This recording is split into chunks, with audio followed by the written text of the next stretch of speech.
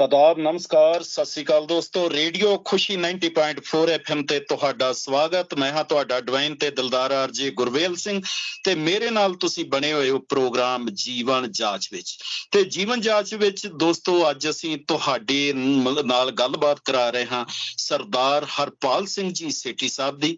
ਜੋ ਕਿ ਕੇਂਦਰੀ ਸ਼੍ਰੀ ਗੁਰੂ ਸਿੰਘ ਸਭਾ ਉੱਤਰਾਖੰਡ ਦੇ ਸੀਨੀਅਰ ਵਾਈਸ ਪ੍ਰੈਜ਼ੀਡੈਂਟ ਹੈ। ਔਰ ਨਾਲ ਦੀ ਨਾਲ ਹੀ ਇੱਥੇ ਆਪ ਜੀ ਨੂੰ ਪਤਾ ਹੋਵੇਗਾ ਕਿ ਉੱਤਰਾਖੰਡ ਵਿੱਚ ਇੱਕ ਗੁਰਦੁਆਰਾ ਗਿਆਨ ਗੋਦੜੀ ਮੂਵਮੈਂਟ ਚੱਲ ਰਹੀ ਹੈ, ਜੋ ਗੁਰੂ ਨਾਨਕ ਪਾਤਸ਼ਾਹ ਜੀ ਦੇ ਨਾਲ ਸੰਬੰਧਿਤ ਇਤਿਹਾਸਿਕ ਗੁਰਦੁਆਰਾ ਸੀ। ਉਸ ਦੇ ਉੱਪਰ ਇਹਨਾਂ ਨੇ ਇੱਕ ਕਿਤਾਬ ਵੀ ਲਿਖੀ ਹੋਈ ਆ, book of evidence of Gurdwara ਗਿਆਨ ਗੋਦੜੀ ਸਾਹਿਬ। ਤੇ ਉਸ ਤੋਂ ਅਸੀਂ ਜਿਹੜਾ ਵਾ ਉਹ ਵੀਰ ਹਰਪਾਲ ਸਿੰਘ ਜੀ ਹੋਰਾਂ ਤੋਂ ਅੱਜ ਅਸੀਂ ਗੁਰਦੁਆਰਾ ਗਿਆਨ ਗੋਦੜੀ ਸਾਹਿਬ ਦੇ ਜੋ ਐਵੀਡੈਂਸ ਹੈ, ਜੋ ਫੈਕਟਸ ਹੈ, ਜੋ ਹਿਸਟਰੀ ਹੈ, ਉਹਨਾਂ ਸਾਰੇ ਹੀ ਵਿਸ਼ਿਆਂ ਤੇ ਗੱਲਬਾਤ ਕਰਨੀ ਹੈ। ਤੇ ਦੇਸ਼ ਅਤੇ ਵਿਦੇਸ਼ਾਂ ਵਿੱਚ ਵਸਦੀ ਸਾਰੀ ਸੰਗਤ ਨੂੰ ਸਭ ਤੋਂ ਪਹਿਲਾਂ ਅਸੀਂ ਮਿਲ ਕੇ ਬੁਲਾਉਂਦੇ ਹਾਂ ਗੁਰੂ ਫਤਿਹ, ਔਰ ਨਾਲ ਹੀ ਵੀਰ ਹਰਪਾਲ ਸਿੰਘ ਜੀ ਦਾ ਕਰਦੇ ਹਾਂ ਸਵਾਗਤ। ਵੀਰ ਜੀ ਵਾਹਿਗੁਰੂ ਜੀ ਕਾ ਖਾਲਸਾ, ਵਾਹਿਗੁਰੂ ਜੀ ਕੀ ਫਤਿਹ। ਇਸ ਵੇਲੇ ਤੁਹਾਨੂੰ ਵੀਰ ਜੀ ਪੂਰੇ ਵਰਲਡ ਦੇ ਵਿੱਚ ਸੰਗਤਾਂ ਜਿਹੜੀਆਂ ਉਹ ਰੇਡੀਓ ਖੁਸ਼ੀ ਤੇ ਸੁਣ ਰਹੀਆਂ, ਤੇ ਸਭ ਤੋਂ ਪਹਿਲੇ ਜਿਹੜੀ ਹੈ ਆਪਾਂ ਗੱਲ ਕਰਨੀ ਹੈ ਗੁਰਦੁਆਰਾ ਗਿਆਨ ਗੋਦੜੀ ਸਾਹਿਬ ਦੀ। ਸਭ ਤੋਂ ਪਹਿਲੇ ਤੁਸੀਂ ਕੇਂਦਰੀ ਸ਼੍ਰੀ ਗੁਰੂ ਸਿੰਘ ਸਭਾ, ਜੋ ਕਿ ਸਿੱਖਾਂ ਦੀ ਸਭ ਤੋਂ ਵੱਡੀ ਸੰਸਥਾ ਹੈ, ਜਿਸ ਦੇ ਨਾਲ ਸੰਬੰਧਿਤ ਗੁਰਦੁਆਰੇ ਪੂਰੇ ਵਰਲਡ ਦੇ ਵਿੱਚ ਬਣੇ ਹੋਏ ਆ, ਕਿਉਂਕਿ ਕਿਸੇ ਵੀ ਸ਼ਹਿਰ 'ਚ ਚਲੇ ਜਾਓ ਸਿੰਘ ਸਭਾ ਗੁਰਦੁਆਰਾ ਉੱਥੇ ਹੀ ਮਿਲਦਾ। ਤੇ ਤੁਸੀਂ ਉੱਤਰਾਖੰਡ ਜਿਹੜੀ ਗੁਰਦੁਆਰਾ ਕਮੇਟੀ ਹੈ ਉਹਦੇ ਤੁਸੀਂ ਸੀਨੀਅਰ ਵਾਈਸ ਪ੍ਰੈਜ਼ੀਡੈਂਟ ਹੋ। ਇਸ ਦੇ ਨਾਤੇ ਮੈਂ ਆਪ ਜੀ ਤੋਂ ਸਭ ਤੋਂ ਪਹਿਲਾਂ ਤੇ ਇਹ ਜਾਨਣਾ ਚਾਹਾਂਗਾ ਕਿ ਗੁਰਦੁਆਰੇ ਦਾ ਸਿੱਖਾਂ ਲਈ ਤੇ ਪੂਰੇ ਇਨਸਾਨੀਅਤ ਦੇ ਵਾਸਤੇ ਮਹੱਤਵ ਕੀ ਹੈ? ਜੀ ਬਹੁਤ ਬਹੁਤ ਧੰਨਵਾਦ ਵੀਰ ਜੀਓ, ਆਪ ਜੀ ਦੇ ਖੁਸ਼ੀ ਚੈਨਲ ਤੇ ਤੁਸੀਂ ਅੱਜ ਆਪਣੇ ਸਰੋਤਾ ਨਾਲ ਮੈਨੂੰ ਲਾਈਵ ਕਰਾਇਆ, ਇਹਦੇ ਲਈ ਮੈਂ ਆਪ ਸਾਰਿਆਂ ਦਾ ਬਹੁਤ ਬਹੁਤ ਧੰਨਵਾਦੀ ਹਾਂ ਜੀ। ਜਿਸ ਤਰ੍ਹਾਂ ਆਪ ਜੀ ਨੇ ਗੁਰਦੁਆਰਾ ਸਾਹਿਬ ਦੀ ਡੈਫੀਨੇਸ਼ਨ ਬਾਰੇ ਪੁੱਛਿਆ, ਤੇ ਗੁਰਦੁਆਰਾ ਸਾਹਿਬ ਦੀ ਡੈਫੀਨੇਸ਼ਨ ਮੀਰੀ ਤੇ ਪੀਰੀ ਦੇ ਸਿਧਾਂਤ ਤੇ ਕਾਇਮ ਹੈ। ਅੱਜ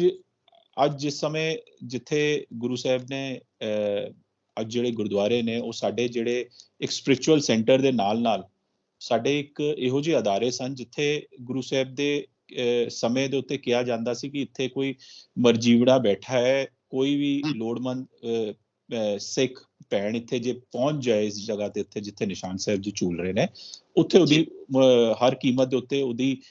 ਰਕਸ਼ਾ ਵੀ ਕੀਤੀ ਜਾਏਗੀ ਤੇ ਉਹਦੀ ਮਦਦ ਵੀ ਕੀਤੀ ਜਾਏਗੀ। ਅੱਜ ਦੀ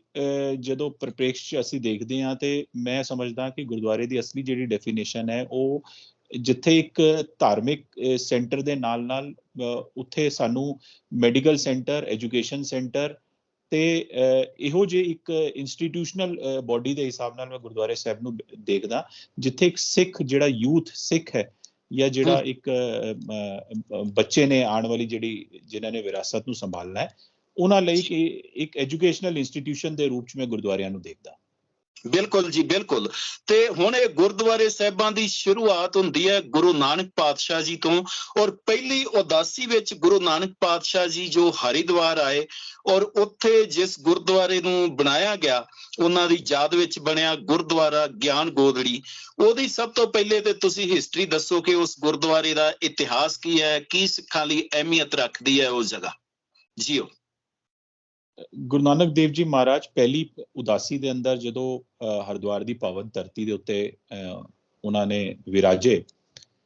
ਤੇ ਜਦੋਂ ਹਰਿਦੁਆਰ ਤੇ ਹਰ ਕੀ ਪੈੜੀ ਤੇ ਆਏ ਤੇ ਉੱਥੇ ਦੇਖਿਆ ਕਿ ਅਲੱਗ-ਅਲੱਗ ਵੱਖ-ਵੱਖ ਸਮਾਜ ਦੇ ਲੋਕ ਵੱਖ-ਵੱਖ ਤਰੀਕੇ ਨਾਲ ਆਪਣੇ ਰਿਚੁਅਲਸ ਜਿਹੜੇ ਸਨ ਉਸਨੂੰ ਨਿਭਾ ਰਹੇ ਸਨ। ਤੇ ਗੁਰੂ ਸਾਹਿਬ ਨੇ ਉੱਥੇ ਆ ਕੇ ਦੇਖਿਆ ਕਿ ਇੱਥੇ ਜਿਹੜਾ ਹੈ ਇੱਕ ਇਹ ਕੀ ਕਰ ਰਹੇ ਨੇ। ਜਦੋਂ ਉਹਨਾਂ ਨੇ ਸਮਝਿਆ ਤੇ ਉਹਨਾਂ ਨੇ ਗੰਗਾ ਦੇ ਅੰਦਰ ਜਾ ਕੇ ਉਹ ਅੱਡ ਪਾਸੇ ਨੂੰ ਮੂੰਹ ਕਰਕੇ ਜਲ ਜਿਹੜਾ ਹੈ ਉਹ ਪਾਣ ਲੱਗੇ। ਤੇ ਅਸੀਂ ਸਾਰਿਆਂ ਨੇ ਉਹ ਸਾਖੀ ਸੁਣੀ ਹੋਈ ਹੈ ਕਿ ਜਦੋਂ ਗੁਰਦੁਆਰਾ ਗਿਆਨ ਗੋਦੜੀ ਸਾਹਿਬ ਦੀ ਕਿ ਜਦੋਂ ਦੂਜੇ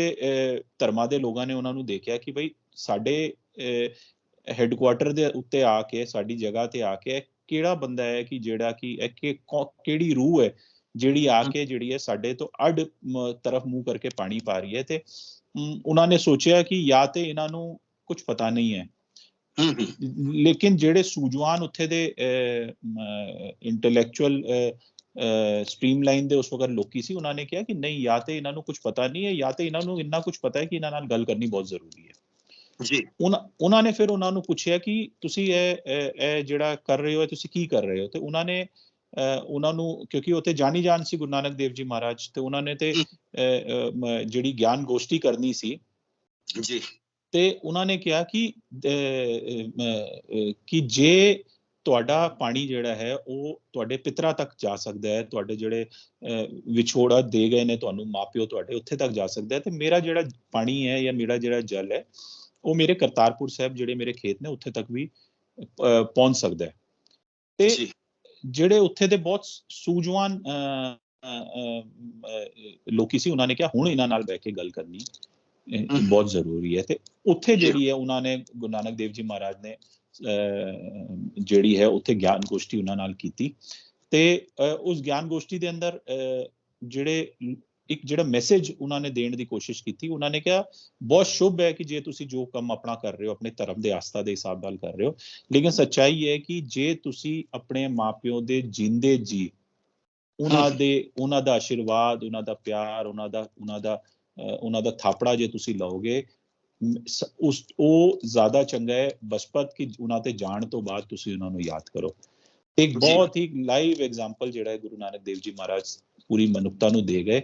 ਕਿ ਆਪਣੇ ਮਾਪਿਓ ਜਾਂ ਜਿਹੜੇ ਵੀ ਆਪਣੇ ਘਰ ਦੇ ਵੱਡੇ ਵਡੇਰੇ ਨੇ, ਉਹਨਾਂ ਦੇ ਜਿੰਦੇ ਜੀ ਉਹਨਾਂ ਦੀ ਜਿੰਨੀ ਸੇਵਾ ਹੋ ਸਕੇ ਉਨੀ ਕੀਤੀ ਜਾਏ। ਹਾਂ, ਇੱਥੇ ਕਿਉਂਕਿ ਇਸ ਗੁਰੂ ਨਾਨਕ ਪਾਤਸ਼ਾਹ ਦੀ ਸਾਖੀ ਤੋਂ ਸਾਨੂੰ ਕਾਫੀ ਸਾਰੀਆਂ ਪ੍ਰੇਰਨਾਵਾਂ ਮਿਲਦੀਆਂ, ਕਿਉਂਕਿ ਗੁਰਬਾਣੀ ਵੀ ਕਹਿੰਦੀ ਹੈ ਜੀਵਤ ਪਿੱਤਰ ਨਾ ਮਾਨੈ ਕੋ ਮੋਏ ਸਰਾਧ ਕਰਾਈ, ਕਿ ਜਿਉਂਦੇ ਜੀ ਤਾਂ ਆਪਣੇ ਮਾਤਾ ਪਿਤਾ ਦੀ ਲੋਕ ਸੇਵਾ ਕਰਦੇ ਨਹੀਂ ਜੋ ਉਹਨਾਂ ਦੇ ਘਰ ਵਿੱਚ ਅਸਲ ਰੂਪ ਵਿੱਚ ਤੀਰਥ ਬੈਠੇ ਹੋਏ ਆ, ਪਰ ਜਦੋਂ ਉਹ ਮਰ ਜਾਂਦੇ ਆ ਉਸ ਤੋਂ ਬਾਅਦ ਉਹਨਾਂ ਦੇ ਸ਼ਰਾਧ ਕਰਨੇ, ਉਹਨਾਂ ਨੂੰ ਪਾਣੀ ਦੇਣਾ, ਇਸ ਤਰ੍ਹਾਂ ਦੀਆਂ ਚੀਜ਼ਾਂ ਕਰਦੇ ਆ, ਜਿਸ ਤੋਂ ਮਤਲਬ ਕਿ ਗੁਰੂ ਨਾਨਕ ਪਾਤਸ਼ਾਹ ਨੇ ਸਾਫ਼-ਸਾਫ਼ ਮਨਾ ਕੀਤਾ ਹੈ ਹਰਿਦੁਆਰ ਵਿੱਚ ਆ ਕੇ। ਇਹਦੇ ਵਾਸਤੇ ਇੱਕ ਹੋਰ ਵੀ ਚੀਜ਼ ਵੀਰ ਜੀ ਆਉਂਦੀ ਹੈ, ਕਿਉਂਕਿ ਅਸੀਂ ਇਹਨੂੰ ਜਿਹੜਾ ਉਹ ਸੀਗਮੈਂਟ ਵਾਈਜ਼ ਲੈਣਾ ਹੈ। ਅਗਲੀ ਸੀਗਮੈਂਟ ਸਾਡਾ ਰਹਿਣਾ ਹੈ ਕਿ ਕੀ ਹੋਇਆ ਸੀਗਾ ਹਰਿਦੁਆਰ ਵਿੱਚ, ਕਿਉਂਕਿ ਕੀ ਅੱਜ ਉੱਥੇ ਉਹ ਗੁਰਦੁਆਰਾ ਸਾਹਿਬ ਮੌਜੂਦ ਹੈ ਜਾਂ ਨਹੀਂ, ਇਸ ਵਿਸ਼ੇ ਤੇ ਆਪਾਂ ਗੱਲ ਥੋੜਾ ਬਾਅਦ ਚ ਕਰਦੇ ਹਾਂ। ਪਰ ਪਹਿਲੇ ਅਸੀਂ ਇੱਥੇ ਗੁਰੂ ਨਾਨਕ ਪਾਤਸ਼ਾਹ ਦੇ ਫਲਸਫੇ ਦੀ ਗੱਲ ਕਰੀਏ ਕਿ ਗੁਰੂ ਨਾਨਕ ਪਾਤਸ਼ਾਹ ਦੀਆਂ ਨਜ਼ਰਾਂ ਦੇ ਵਿੱਚ ਹਿੰਦੂ ਵੀ ਕੀ ਓਨੇ ਇੰਪੋਰਟੈਂਟ ਨੇ ਜਿੰਨੇ ਸਿੱਖ, ਕਿਉਂਕਿ ਗੁਰੂ ਜੀ ਜੇਕਰ ਹਿੰਦੂ ਸਥਾਨਾਂ ਤੇ ਜਾ ਕੇ ਹਿੰਦੂ ਵੀਰਾਂ ਨੂੰ ਜਿਹੜਾ ਉਹ ਚੰਗੇ ਕੰਮ ਕਰਨ ਦਾ ਉਪਦੇਸ਼ ਦਿੰਦੇ ਆ, ਤੇ ਕੀ ਆਪਾਂ ਇਹ ਕਹਿ ਸਕਦੇ ਹਾਂ ਕਿ ਗੁਰੂ ਨਾਨਕ ਸਭ ਦੇ ਸਾਂਝੇ ਹੈ? ਜੀਓ ਬਿਲਕੁਲ। ਦੇਖੋ, ਇਹ ਤੇ ਗੁਰੂ ਸਾਹਿਬ ਨੇ ਇੱਕ ਪਾਸੇ ਬਾਲਾ ਜੀ ਨੂੰ ਰੱਖਿਆ, ਇੱਕ ਪਾਸੇ ਮਰਦਾਨਾ ਜੀ ਨੂੰ ਰੱਖਿਆ, ਤੇ ਉਹ ਤੇ ਗੁਰੂ ਸਾਹਿਬ ਨੇ ਜਿੰਨੀ ਵੀ ਉਦਾਸੀਆਂ ਕੀਤੀਆਂ, ਜਿੰਨੇ ਵੀ ਪੂਰੀ ਦੁਨੀਆ ਦੇ ਅੰਦਰ ਗਏ, ਉੱਥੇ ਤੇ ਉਹਨਾਂ ਨੇ ਕਦੀ ਕੋਈ ਭੇਦਭਾਵ ਮੈਂ ਸਮਝਦਾ ਰੱਖਿਆ ਨਹੀਂ ਹੈ। ਜਿਹੜੀ ਸਿੱਖ ਪੰਥ ਦੀ ਸਥਾਪਨਾ ਵੀ ਜਿਹੜੀ ਹੈ ਦਸਮ ਪਾਤਸ਼ਾਹ ਗੁਰੂ ਗੋਬਿੰਦ ਸਿੰਘ ਜੀ ਮਹਾਰਾਜ ਦੇ, ਜਦੋਂ ਪੂਰਾ ਦੁਨੀਆ ਨੂੰ ਉਹਨਾਂ ਨੇ ਦੇਖ ਲਿਆ ਕਿ ਹਰ ਧਰਮ ਨੂੰ ਨਾਪ ਲਿਆ, ਤੋਲ ਲਿਆ, ਸਭ ਕੁਝ ਕਰ ਲਿਆ, ਤੇ ਉਹਨਾਂ ਨੇ ਕਿਹਾ ਨਹੀਂ, ਇੱਕ ਵੱਖਰਾ ਧਰਮ ਜਿਹੜਾ ਹੈ ਉਹ ਇੱਕ ਸਾਜਨਾ ਹੁਣ ਜ਼ਰੂਰੀ ਹੈ, ਜਿਹਦੇ ਚ ਪਿਓਰਿਟੀ ਹੋਏ, ਜਿਹਦੇ ਵੈਲਿਊਜ਼ ਹੋਣ, ਜਿਹਦੇ ਅੰਦਰ ਜਿਸਨੂੰ ਇੱਕ ਖਾਲਸਾ ਰੂਪ ਇਸ ਤਰੀਕੇ ਨਾਲ ਦਸਮ ਪਾਤਸ਼ਾਹ ਨੇ ਸੋਚਿਆ ਕਿ ਮੈਂ ਦਵਾਂ ਕਿ ਜਿਹਦੀ ਆਈਡੈਂਟੀਟੀ ਦੂਰ ਤੋਂ ਖੜੇ ਹੋ ਕੇ